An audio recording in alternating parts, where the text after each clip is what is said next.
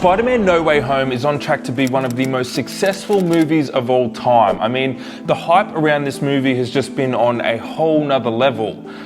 But why? I mean, don't get me wrong, this movie was always going to do well. I mean, with Green Goblin and Doc Ock coming back, I mean, come on. But I think it's a little bit more than that. I think the marketing around this movie has been deceivingly genius and is a big reason as to why this movie is going to do so well. So let's talk about it. Okay, so if you're watching this, chances are you're already aware of the rumors of Tobey Maguire and Andrew Garfield being in this movie. I mean, it's all anyone can really talk about when the topic of this movie comes up. So a lot of these rumors stemmed from a series of leaked images and videos, plus some editing mistakes in a Brazilian trailer showing the lizard being seemingly punched in thin air, which looks awfully like there should be another Spider-Man or two in this shot. This, along with a lot of insinuating and hinting, but always flat out denying that any of these rumors are true. What this has led to is news article after news article and thousands of videos from content creators reacting to, breaking down, analyzing and scrutinizing every single frame of footage that's been released. Now,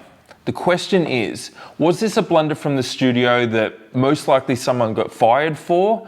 Or a perfectly orchestrated plan from Sony, knowing exactly how much conversation and publicity it would generate for this movie? Let me know what you guys think in the comments. Oh wait. Personally, I think this has all been orchestrated to an absolute T, and if so, touche. I mean, they played the internet and they won. I mean, think about it. It's been the content creators and the fans doing the bulk of the heavy lifting leading up to the release of this movie. Every single time a video is posted to the internet, that is free advertising for this movie. And look, they could have just easily just put them in the trailer and have been done with it. I mean, that would have been the lowest hanging fruit and would have 100% guaranteed ticket sales. But by doing it this way, it really tapped into internet culture and human psychology and just created such a buzz around this movie that it basically spread like wildfire. Okay, so what makes me so sure that this whole thing has been orchestrated? Well, there are two reasons. Firstly, I think that a movie of this scale, to just have editing mistakes just kind of slip through the cracks, I don't know, it just feels a little bit hard to believe. Marvel is notorious for just how secretive they are, with everything being under a heavy lock and key. To just have a slip up like this in a Brazilian trailer of all things, to me this feels more like a chess move from Kevin Feige than a mistake from a VFX artist. And secondly, Andrew Garfield has been getting absolutely slammed with questions as to whether or not he's actually in this movie. So much so that it's pretty much become a meme at this point. And I did see it. And it's a Photoshop. Like, I ain't got a call. No, I'm not.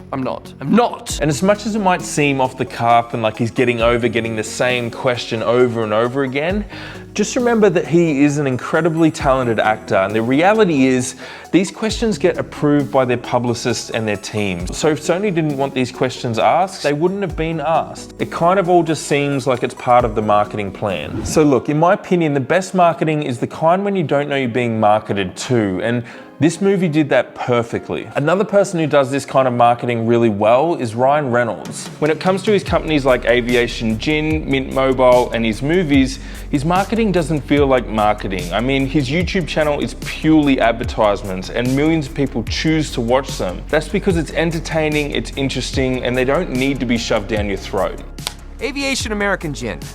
If you're drinking anything else, you're drinking bullshit. Plus, he understands internet culture really well and used the power of leaking footage to the internet to get Deadpool made. And it just went nuts. The people just started writing and flooding Fox with begging and pleading for the Deadpool movie to get made. And within 24 hours, we had a green light. Another really good example of this kind of marketing is the Paul brothers. Whatever your opinion is on them, the fact is everything that they do generates conversation, whether it be good or bad. Those conversations turn into ticket sales. It's as simple as that. So these styles of marketing work really well on the internet and probably wouldn't have been possible just 10 years ago, which is pretty crazy to think about. And obviously this is on such a huge scale, but I think there is something that we can all take away from this, whether you're a content creator, a business owner, or just a Spider-Man fan. Because what they're doing is working, and it's just been cool to watch just how much the fans have got behind this movie all year. So these are just my opinions at the end of the day, so take them with a grain of salt. I mean, we may never know whether or not Marvel actually released that footage, but